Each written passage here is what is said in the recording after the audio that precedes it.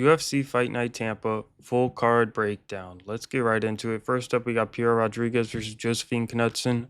Um, who really cares? I think Knudsen is getting a little bit of a layup here. Pierre Rodriguez coming off of two losses, getting older, and Josephine Knudsen, while being the less experienced fighter, at least in the UFC, a decision machine. And I know a lot of times that doesn't really mean much. I'm like, oh, well, if you have a higher finishing rate as a woman, I think you're more likely to win. I just think she's just going to be an overall better fighter and just bore her way to a decision.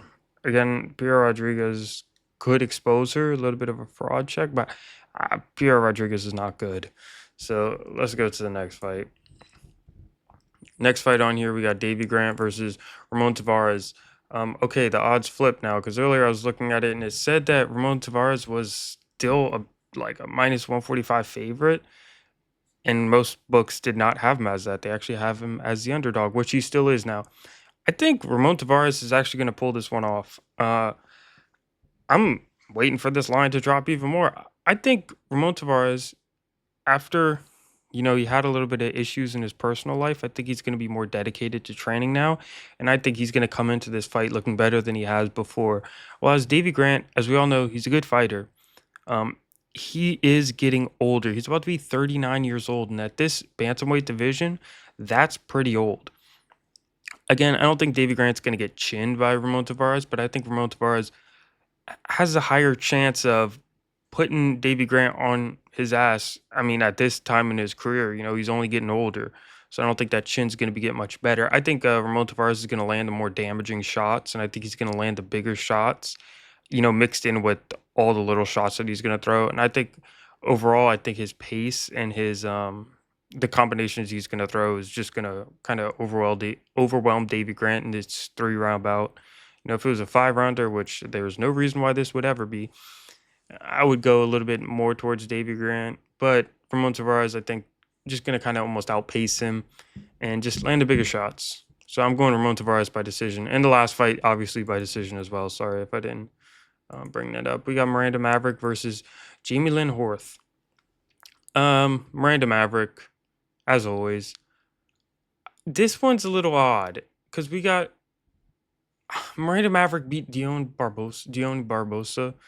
Okay win, Adriana Lee, but she lost to Jasmine Sudavicius. Jasmine Sudavicius is good, but I mean, coming into this, I would assume Miranda Maverick's a good fighter.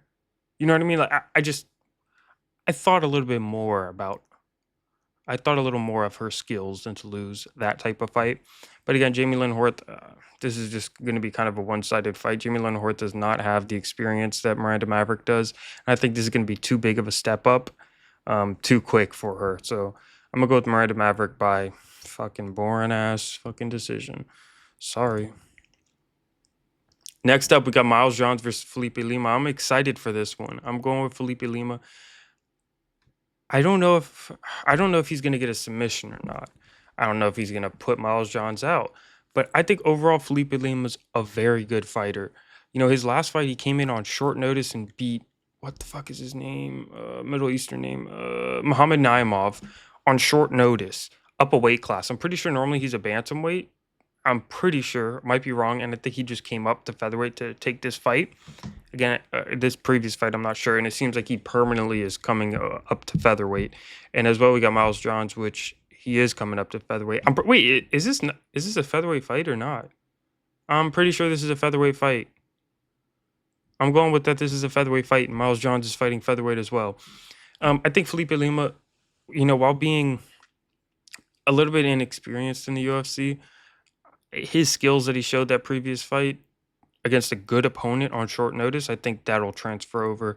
A lot of times when I say something like that, I'm like, oh, he looked good against like if you're coming up and you get a short notice and you look good against a, ranked fighter, but you wind up losing. A lot of times that doesn't even mean that you're too good of a fighter. It's just the ranked opponent didn't really prepare well for you. But the fact that he won, he submitted him and won the way he won, that gives me a lot of confidence in picking Felipe Lima in this one. I think Felipe Lima might knock out Miles Johns. Um, Yeah, he only lost to John Castanedas. I Wait, he got subbed by John Castaneda. Okay, Felipe Lima will submit Miles Johns.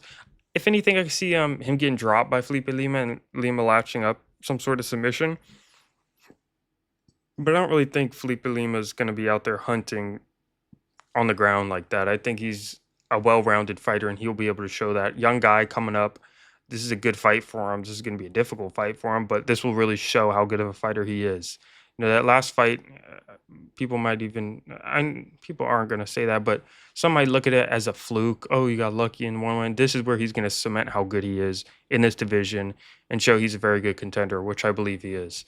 So I'm going to go Felipe Lima by first round submission. I think he's going to get out there and get after it.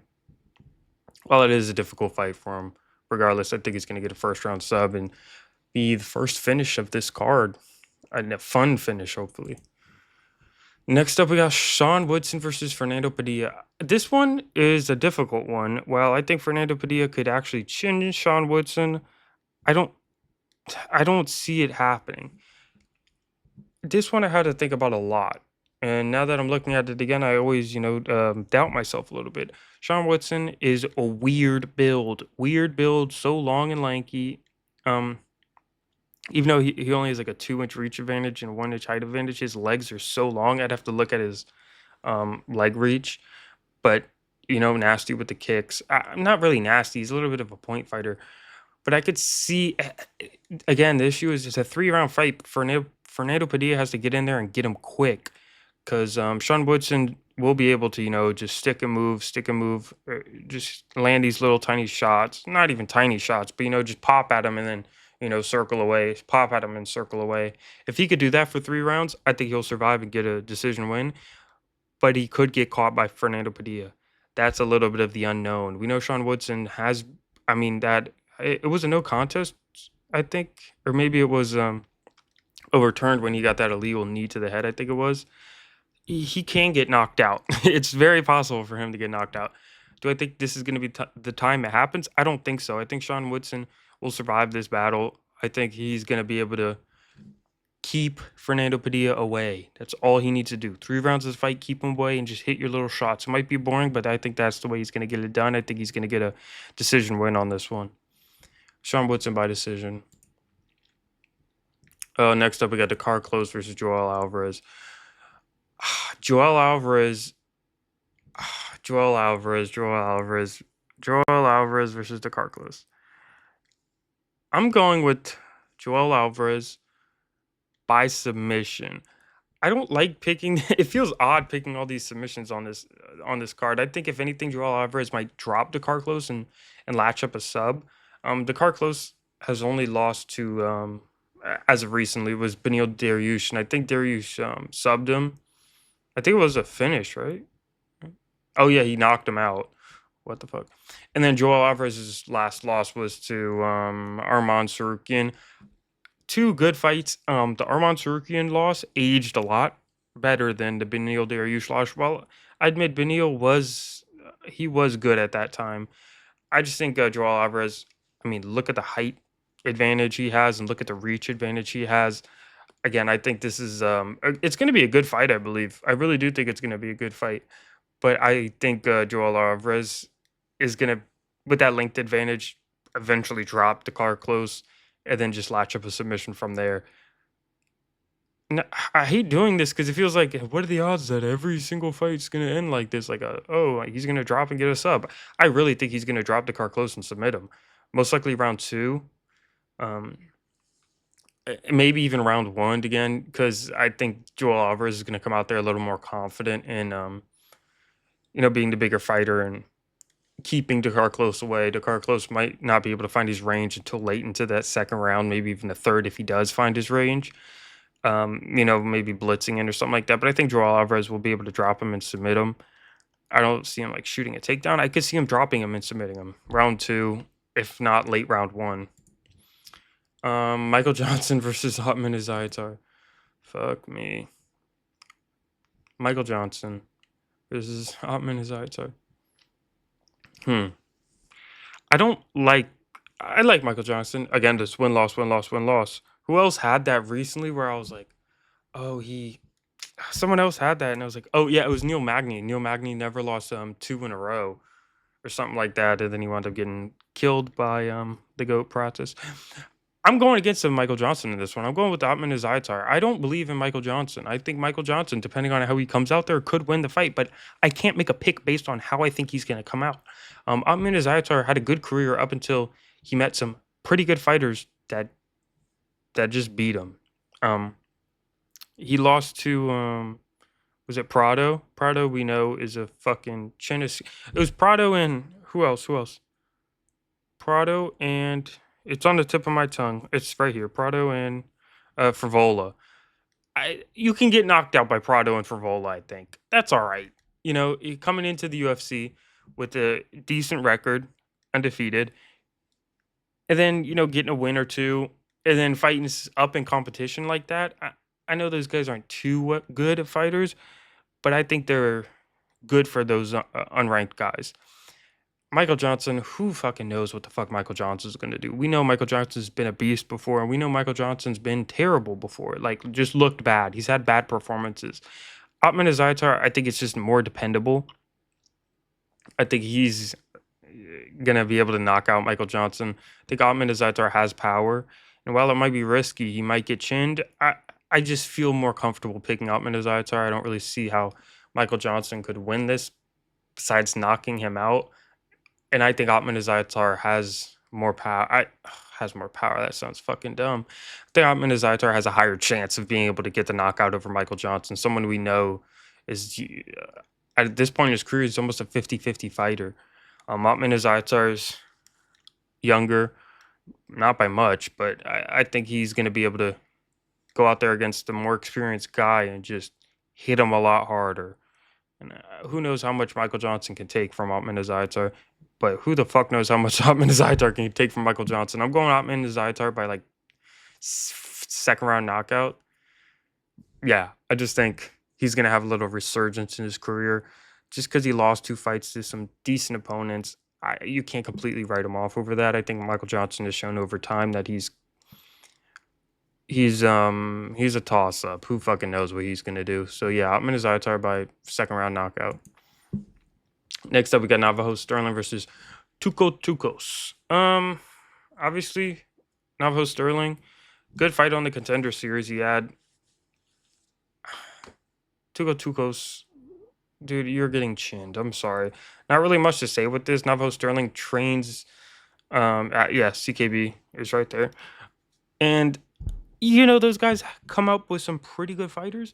And a lot of times, some of these other guys that are at CKB, once they reach a certain level of competition, they start to struggle. But coming out the gate, they seem to prepare their fighters very well, to fight professionally. And I think this is just the start of his career. I don't think he's going to be the best thing that's ever happened to 205, but I do think he'll be able to get through Tuco Tokos and chin him in the first round, come out hot. This is going to be a good win for him. Uh, there's not much to even say. This is just a little bit of a layup for him. I think it's going to be a highlight reel finish, and I think this is going to kick off his career right here. Coming off the Contender Series, a lot of these guys get these kind of easier fights. And yeah, I think this is his easier fight right here. 205. I don't think he's going to be a big issue. I don't think. Maybe he will get the title one day, but the way he's been fighting, I'm not like, oh my gosh, like, oh wow, he's such a good up and coming fighter. I think he's good, and I think he's going to easily get through this fight with a first round knockout. Next up, we got Daniel Marcos versus Adrian Yanez. Adrian Yanez. I like Adrian Yanez. Yanez a lot, but I think Daniel Marcos, he has some issues, right? We've seen it before, but somehow he always overcomes it and gets a decision win. Adrian Yanez, I like Adrian Yanez. What was his Jonathan Martinez and Rob Font? He's lost to some good fighters. He lost to Jonathan Martinez. I'm not a big fan of him, but Rob Font. You can get chinned by Rob Font. You can get chinned by these guys, but I think Daniel Marcos is a different type of fighter. He's not fighting in there to go out and take your head off. He's in there to win the fight. You're not going to get some guy that's going to come in there just swinging crazy or just shooting stupid takedowns. And I don't think Adrian Yanez is going to fight that way. I could see Daniel Marcos have an issue if someone's blitzing in on him, throwing big shots and just going wild at him. I think that would be the way to beat him, but I don't see that happening this fight. I think Daniel Marcos kind of learned a little bit from, I would almost call it a loss he had in very close decisions. I think he kind of learns every time, hey, I need to be a little more careful in these moments. Hey, I need to pick my shots better. Hey, I need to not take these risks. And I think this won't be the fight that I wouldn't say fraud checks him, but not too many people really like Daniel Marcos because he's undefeated, but he's a little bit of a decision merchant. I think he's going to be able to keep that going. I think once he fights a little higher competition, we'll start to see him struggle even more and get a loss. But I think Daniel Marcos will be the one that knows how to fight to a decision, and I think he will get the decision. And being 16-0 like that against a 17-5 guy, a lot of times I think the judges look at it as, "Hey, dude, you're 16-0 for a reason. We can't take this O from you for, a very close fight." I really do think they think like that because half the time the judges don't think at all. So yeah, in case you didn't get it, Marcos by decision.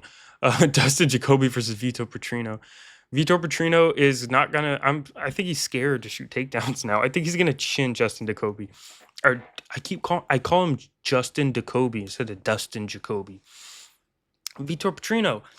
I'm sorry, but don't shoot a takedown like that, even if it's on Anthony Smith.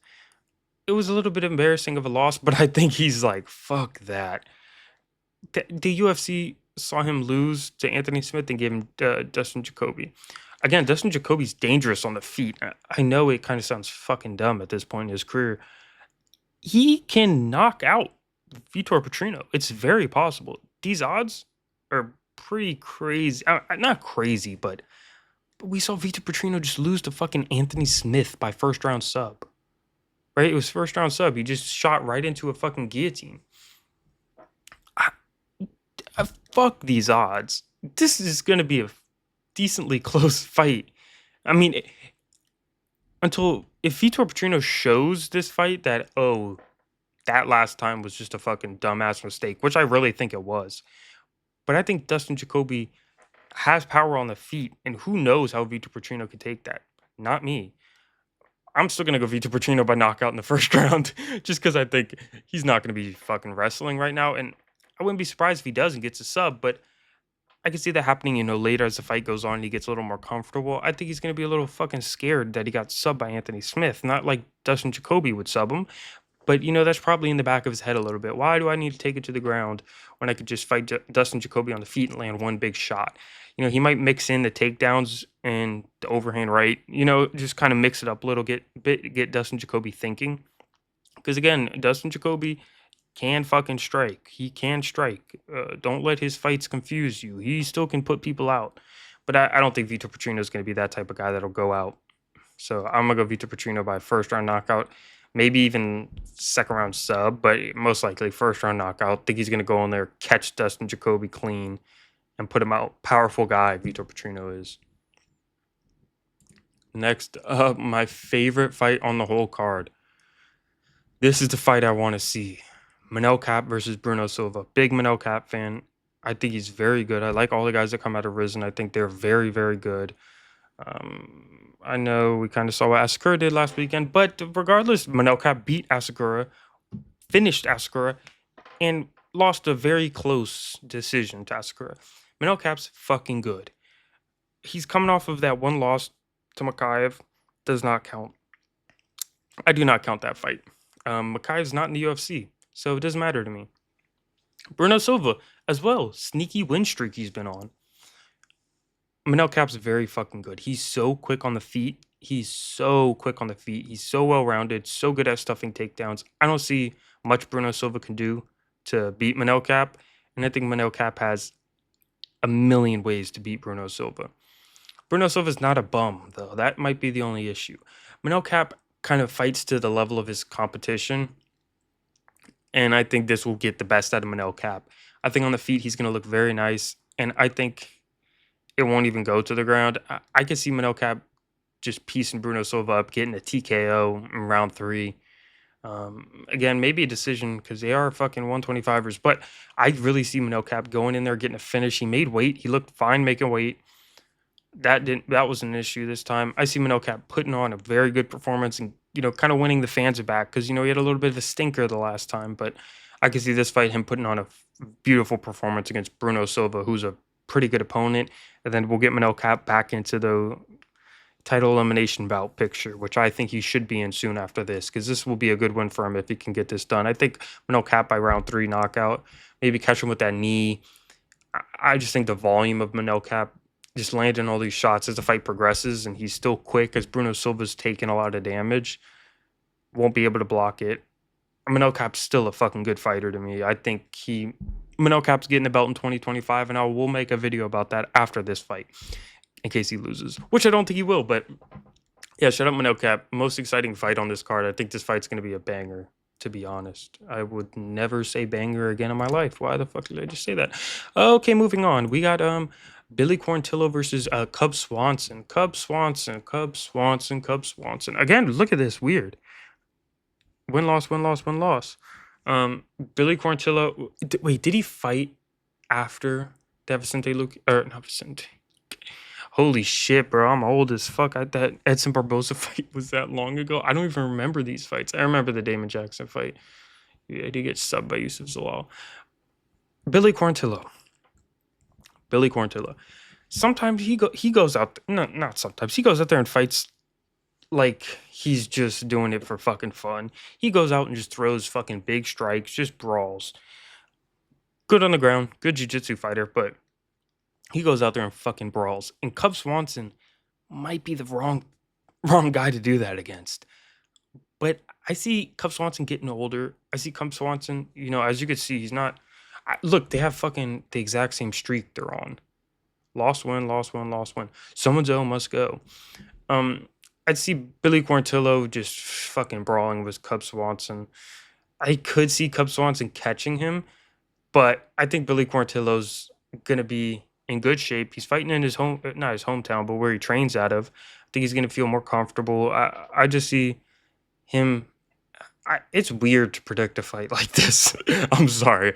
This is more like an instinct pick. Cub Swanson and Billy Quarantillo. It's like, who fucking knows who the fuck's gonna win this one at this point in both of their careers. Billy Quarantillo is gonna go in there and fucking brawl. Cub Swanson's gonna go in there and throw fucking heavy strikes. But I think Billy Quarantillo is not scared of that, and I think he's gonna be ready for that. And I think that's how he always fights, as well as Cub Swanson. But I think Billy Quarantillo feels more comfortable in that type of fight just because that's like the only thing he really does. I could see him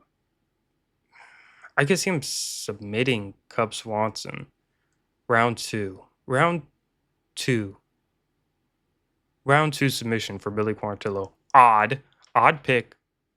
Very weird. Something in my heart's telling me Billy Quarantillo is going to go out there and sub Cub Swanson. That's fucking weird, but I think that's what's going to happen. No real reason. He's good on the ground. Billy Quarantillo's good on the ground. Black belt in jiu-jitsu. He's been training jiu-jitsu for this fight, and I think he's going to show it. I really do. We got the main event. Joaquin Buckley versus Colby Covington. Joaquin Buckley at welterweight has been undefeated, 5-0, I think it is. He had some issues at 185, and we almost have to forget about that Joaquin Buckley. I think the Joaquin Buckley at 170 is nasty. I think the pace he puts on these fighters. He knocked out Wonder Boy. He did. I saw it with my own two eyes. A lot of people will say, oh yeah, but he lost to Kevin Holland. Let's do some MMA math. Kevin Holland fighting Wonder Boy was nothing like Buckley fighting Wonder Boy. When Buckley fought Wonder Boy, I don't even think he had issues. He was trying to get the takedown, and that seemed to not work, and so he kind of moved on from that game plan. Again, I could see Joaquin Buckley knocking out Colby Covington, getting a TKO, just dropping him, and then finishing him with ground and pound in round 3. I don't see Colby Covington having anything for Joaquin Buckley. Again, Colby Covington's a wrestler. He will try and wrestle Joaquin Buckley, and I think Joaquin Buckley's a good wrestler. That sounds crazy. I do think Joaquin Buckley's a good wrestler. He'll be able to stuff those takedowns and might even get a couple takedowns of his own. I could definitely see that happening. He's a big guy. He's a muscular guy. No, he doesn't he said when he was fighting at 185, he only cut like 5 pounds, and he just did that because that was his contract was at 185. Because he did a couple regional fights at 185 and just wound up getting signed to the UFC at 185. And this is where he feels comfortable, and this is where he looks comfortable. He looks nasty at 170. I don't think Colby Covington will have much for him on the feet, obviously. And I don't think he'll be able to land all those takedowns that he's trying to. Colby Covington's been oddly quiet. So who knows if he's been working or something, training. But I'm going to go Joaquin Buckley. Like I said before, third round knockout. He's been very active, very active. Yeah, I think it was 15 fights in 4 years or something like that, or whatever it was. He's had a couple, 4 fights this year, 3 or 4 fights this year, or this might be his fourth. And, Colby kind of took a break and then took another break and then lost to Leon and then break. And it's like, dude, you got to be in or be out. You're getting older. I think Joaquin Buckley is going to be the new boogeyman of this division. Welterweight. I could see Buckley going very far in this division, and I could see him sleeping Colby Covington, and that's going to get his name out there. I think that's going to get his name thrown into the picture. But that's really all I got for you guys. Joaquin Buckley, third round knockout. I'm excited for this fight as well. If you like this video, like and subscribe. Make fun of my picks in the comments when I get them wrong. I've been doing good these cards, guys. I've been doing good, but be sure to make fun of me in the comments if I do shit, or if I do well, just shit on me regardless. Thank you guys. I'm out.